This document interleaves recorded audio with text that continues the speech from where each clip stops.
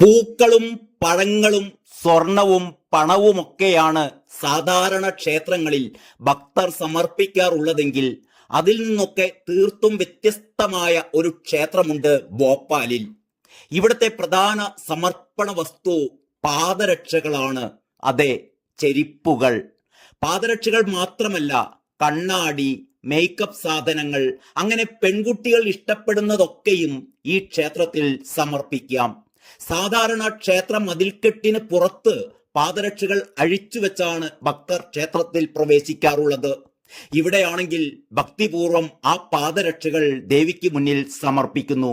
ഉപയോഗിച്ച പാദരക്ഷകളല്ല, തെറ്റിദ്ധരിക്കരുത്, പുതിയ പാദരക്ഷകൾ.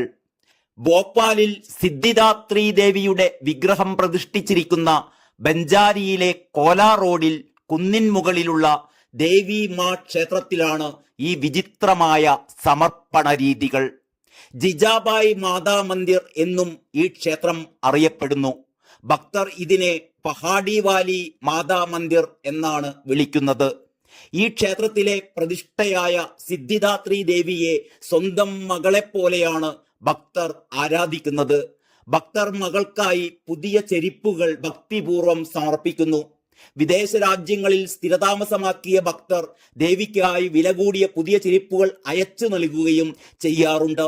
സിദ്ധിദാത്രി ദേവിയുടെ വിഗ്രഹം ബാലാവതാരമായാണ് ഇവിടെ പ്രതിഷ്ഠിച്ചിരിക്കുന്നത്.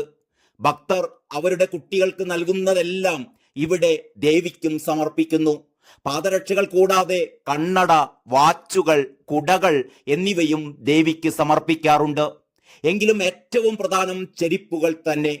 കഴിഞ്ഞ 25 വർഷത്തിനിടെ മാതാറാണിക്ക് 15 ലക്ഷത്തിലധികം വസ്ത്രങ്ങളും ചെരിപ്പുകളും കണ്ണാടിയും മേക്കപ്പ് സാധനങ്ങളും ലഭിച്ചതായി ഇവിടുത്തെ പൂജാരി പറയുന്നു.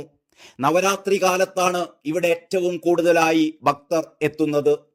കോലാ റോഡിലെ ബഞ്ചാരി പ്രദേശത്ത് കുന്നിൻ മുകളിലേക്ക് ഏകദേശം 125ഓളം പടികൾ കയറിയാൽ മാത്രമേ സിദ്ധിദാത്രി ദേവിയുടെ ഈ ക്ഷേത്രത്തിലെത്താൻ കഴിയൂ.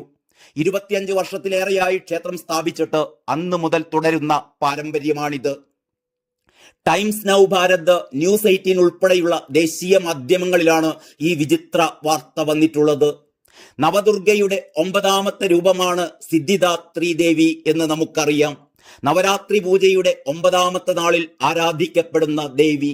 സംസ്കൃതത്തിൽ സിദ്ധി എന്നാൽ പൂർണ്ണത എന്നാണ് അർത്ഥം. ഈ ദേവി തന്നോട് പ്രാർത്ഥിക്കുന്നവർക്ക് അല്ലെങ്കിൽ തന്റെ ഭക്തന്മാർക്ക് വിജയം നേടാൻ സഹായിക്കുന്ന കഴിവുകളെല്ലാം പ്രദാനം ചെയ്യുന്നു എന്നാണ് വിശ്വാസം. സിദ്ധിദാത്രി ദേവിയുടെ മുഖത്ത് സദാ പ്രസന്ന ഭാവമാണുള്ളത്. 4 കൈകൾ, ചക്രം, ശംഖ്, ത്രിശൂലം, ഗദ എന്നിവയാണ് ആ കൈകളിൽ. ദേവിയുടെ ചില ചിത്രങ്ങളിലും പ്രതിമകളിലുമൊക്കെ ത്രിശൂലത്തിന് പകരം താമര പിടിച്ചിരിക്കുന്നതായും ചിത്രീകരിച്ചിരിക്കുന്നത് കാണാറുണ്ട്.